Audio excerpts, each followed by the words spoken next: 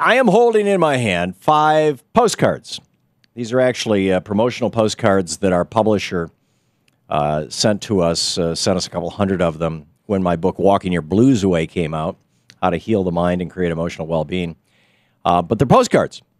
And so I scratched out the promotional stuff, and I addressed mine to Eleanor Holmes Norton. Now, I don't have 2 senators because I live in Washington, D.C. You probably do have 2 senators, unless you, like me, live in D.C. or you're outside the country, not an American citizen. So you have 2 more people you can email to, plus I have a member, sort of a member of Congress, Eleanor Holmes Norton, and I mean sort of, not in any way to diminish her. She's one of my heroes. I think she's spectacular. She does such good work, but she does not have the power to vote in the House of Representatives. Because, back when they started this country, they had this idealistic idea of dedicating this nation to a goddess. I'm not making this stuff up. This was Ben Franklin's thing. He some of the mystics and deists among the founding fathers, and so they invented a female goddess for the United States of America. She's on top of the Capitol building. She was on her coins from the George Washington administration until Ronald Reagan took her off the coins in the 1980s. The French sent us a statue of her. She's in the harbor in New York, the Statue of Liberty. They had to come up with a name for her, because they said, we got gods, right? Jesus and all that stuff, but we don't have a goddess, and a country has to have a goddess. So they literally invented a goddess. They took Christopher Columbus's name and feminized it. And in the 1780s, invented a goddess for this country. And she's in front of the Department of Justice, with a blindfold over her eyes, holding the scales of justice. Remember John Ashcroft covered her bare breast with a cloth? How sad is that? She's in front of the Agriculture Department, with a wheat and a scythe. She's in front of the defense. She's somewhere in the Pentagon, with a shield and arrows. She's everywhere around this town. And in fact, there's a law in this town that you can't build a building taller than the top of the goddess's head. And when they built the Washington Monument, this giant phallic symbol, they had to pass an act of Congress to do that. Darrell Issa, of course, is trying to get that law ignored so that he can help some developer buddies build high-rises in D.C., but he's getting a lot of pushback. So anyhow, we have this goddess. They created this goddess, Columbia, and then they said, let's create a place that's so sacred that the people who are working there, who are living there and working there, are doing the goddess's work and nothing else. There's no self-interest at all. These people are real idealists.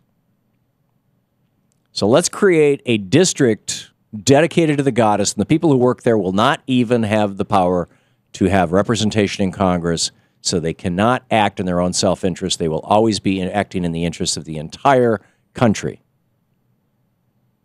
And to this day, that's why when you move to Washington, D.C., you no longer have a senator, and you no longer have a member of the House of Representatives who can vote on your behalf. It's pretty amazing when you think about it. Anyhow, broadcasting live from the District of the Goddess.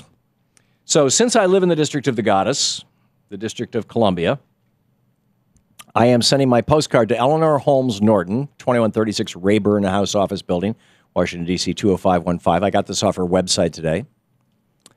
And the postcard, I put my name and address in the upper left-hand corner. We stuck a stamp on it. And the postcard has 3 words on it. Not one more. I have one from Louise. She sent hers to President Obama in the White House. This is not one more. Danielle wrote one to Senator Barbara Mikulski, and it says not one more. Jim, who lives in Virginia, sent one to Congressman Eric Cantor, and it says not one more. And Shane sent one to Senator Ben Cardin. He doesn't represent Maryland, does he? Oh, he does. So he's your senator. So he sent one to Senator Ben Cardin, and in all of them, we wrote not one more. And the reason why is Richard Martinez, whose son was murdered over the weekend in this by this crazed, misogynistic young man who was playing Grand Theft Auto, driving driving around shooting people and whatnot. He has been quite outspoken about this, and he suggested this, and he's kind of an old school guy, so he said postcards. I think postcards are great. I also went, when I was on Eleanor Holmes Norton's website today, you can send her an email, and I also clicked the email link, and I sent her an email with just 3 words on it. It said, not one more.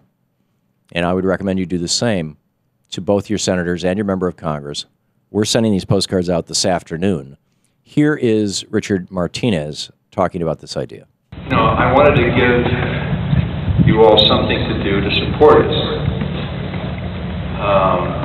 in a very concrete way. So we could, so you could leave here with some idea that you could do something to help us.